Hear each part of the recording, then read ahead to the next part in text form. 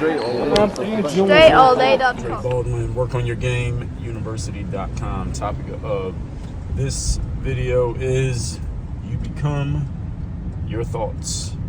If you're familiar with Earl Nightingale's legendary audio recording called The Strangest Secret, he was one of the first people to really, calcify this concept of you become what you think about.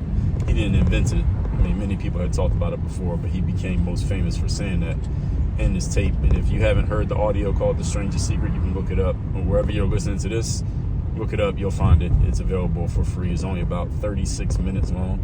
I'll probably listen to it lifetime, probably 50, 100 times. You should listen to it so that you just understand the general concept. But what I'm going to explain here today is that in life in general, your life is going to be a reflection of your consistent thoughts. And when I say your life, I mean not only the things that you have going on in your tangible life physically, but also your thoughts and emotions, the way that other people respond and react to you or not, and everything that's happening to, for, with, because of, and around you are all reflections of the way that you consistently think. Now, I'm going to explain to you why this is true and how it's true, because some people, when they hear what I just said, may think, well, Dre, that can't be true because I'm thinking this way, but my outcomes are looking that way. I'm going to tell you how this actually happens. So there's a few things. First of all, if your outcomes are not looking like the way that you believe that you consistently think, I will submit to you and challenge you with the way that you think you are constantly thinking may not be the way you're actually constantly thinking. And maybe you think a certain way sometimes, but you're not thinking that way all the time. In other words, not consistently enough to make it manifest in your life. Because just because you're thinking a certain way on Tuesday does not mean that the manifestation happens on Wednesday or Thursday. You might have to think a certain way for several weeks or months or even years before the results start to manifest. And the challenge to all this is you can't break the chain.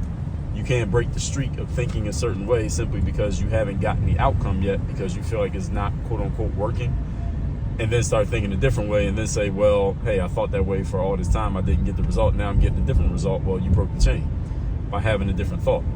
And the thing is, if you're not consistent in the way that you're thinking to determine your outcomes in life, then life throws at you the randomness that you have thrown out, which is your random thinking. Because again, if you think positive on Monday and Tuesday, don't get the result on Wednesday, so you start to think negative on Wednesday and Thursday because you didn't like what happened. Well, on Friday, what are you going to get? We don't know.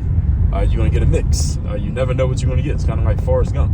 You're getting a mixed bag of results because you are putting out a mixed bag of requests to the universe. Understand that, the saying is, anything you're willing to ask for, you get, right? All of you have heard that, are familiar with the concept. Well, every time that you have a thought, you're asking for something from the universe. And if you think positively all the time, then you are asking for positivity. You will get it eventually. And if you think negatively, you get negative. Like, most people understand that.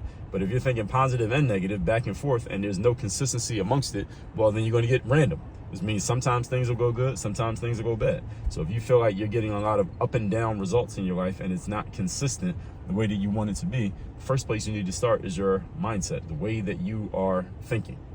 Because if the mindset is set, so again, if the mind is set in a certain way, that means it can't do anything different. It's like a statue. Like, once a statue is built, and the statue doesn't become something other than whatever it was built for initially. You don't really change a statue, right? It is what it is.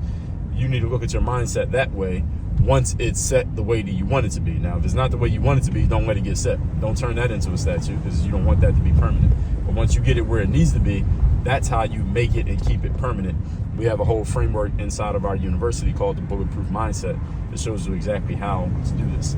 The other piece of this, when I say that you're becoming what you're thinking about, is keeping in mind that most communication between humans is nonverbal communication, meaning most of the way that you communicate with other people is not through the words that you say or anything that you write down or record on video like I'm doing right now, but it's through your energy. People are reading your energy much more than they're reading your language.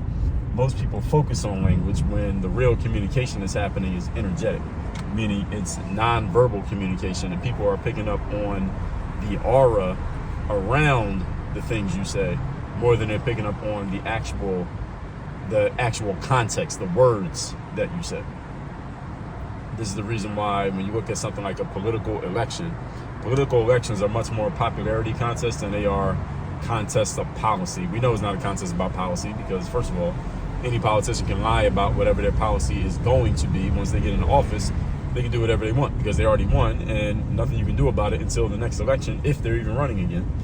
And second thing is, the other person's going to lie about the other person's record. This person's going to do that person's going to do this. How do you know what to actually believe in a political election? Well, you don't, because anybody can lie. And to win an election, especially in the United States, a federal election, like president, you have no choice but to lie. Because if you told people the truth, which is there's a trade-off for every good thing you get, there's a trade-off for something you got to give up. If you told people the actual truth, nobody would vote for you. So it's impossible to win by telling the truth. So they all have to lie. Point is, I'm bringing all that up to say that the way you win is based on likability, and that there have been studies done on this, that politicians win elections based on likability, not because everybody thinks this person's policy is better or they're going to save me money on taxes. Now, people say that stuff. Yes, of course, people say these things. I'm voting for this person because of taxes. I'm voting for this person because they're going to give me a credit for my kids, and this person's going to help with health care. Those are all logical justifications for emotional decisions. We all make most of our decisions based on aura, energy, and basically what we feel and what we want, based on our emotions. What does all this have to do with what I'm talking about? What it has to do with it is people are picking up on your energy. When you believe in yourself and you're confident in yourself, people pick up on that confidence and they respond to you in kind. They respond to you with the same energy that you're putting out. You put out the energy that you are very competent and that everybody should listen to you and do what you want them to do. Guess what? People listen to you and they do what you want them to do. Why? Because they are reading your energy of competence and they believe you. Now, if you don't believe in your own and this is even true if you have no competence whatsoever. You could be the dumbest person in town. But if you carry yourself as if you are confident and you truly believe it, I don't mean you're tricking yourself. I don't mean any fake it till you make it nonsense. I mean you really believe that you're competent, even if you're not. People will treat you as if you're competent, even though you're not. On the other hand, you could be the most competent person in the world, but if you have no confidence, you don't actually believe in yourself, people will pick up on the fact that you have no confidence, ignore the fact that you are logically, technically competent, and they will treat you as if you're a complete bum, even though you're really good. I dealt with this issue a lot dealing with athletes. Back in the days online, I used to put out a lot of basketball content between 2005 and 2015.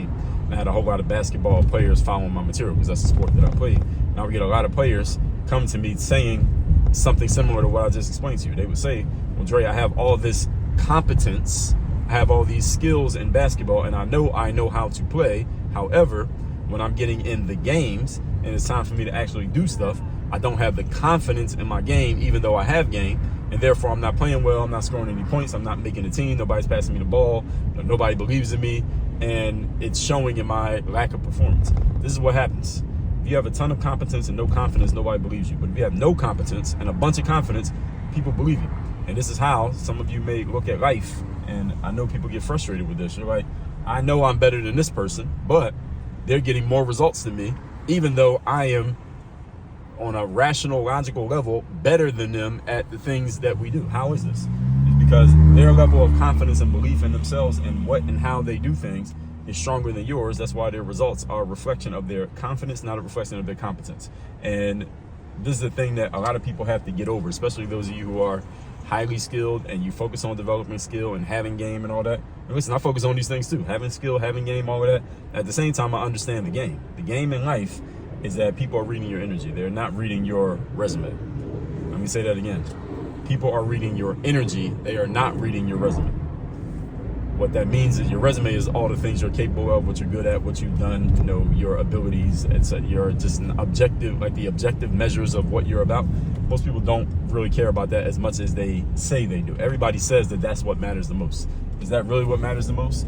Hell no. What matters the most is how people feel about you. And that's all based on the energy that you put out. You tell them how to feel. They don't tell you, you tell them. Based on how you show up, how you walk into the room, and the energy that you have, that's how people decide how they're going to basically engage with you. And if your energy is strong enough, you will convert people, so to speak, into following whatever you're saying, whatever you're doing, even if what you're saying is complete nonsense. And again, you want to see an example of this, look at politics. There's probably a politician who's been out there at some point, you thought they were saying a whole bunch of nonsense, but they won an election anyway, people are voting for them anyway. You're like, how are people voting for this person who's a complete idiot? And I'll just explain it to you, that's how. Because people are going off energy, they're not going off, logical assessment of another person. Nobody goes off of that, by the way. You might think, oh, is the idiots who voted for that dumb candidate who are too stupid to realize what's actually happening. You are one of the stupid people too. You have chosen people and supported people and liked people, probably people you like in your own life right now. I'm talking about people who you actually know who are not really that competent, but you buy into them because you buy into their energy. And maybe some aspects of your life in which you ain't really that good, but people buy into who you are and they buy into your energy because they like you. Why? Because of the way you showed up. This is just the reality of life, folks. I would suggest that you not rail against this. I suggest you learn how to play the game, because the game's being played whether you want it to be played or not. You're either going to play or you're going to get played. And that's what you need to understand. So all that said, inside of Work on Your Game University, that's the place where all our stuff happens. That's where you really get in deep with what we're doing here. That's where you can get access to our Bulletproof Mindset Framework, all of our trainings around mindset, which is the foundation of any type of success. I just explained that to you.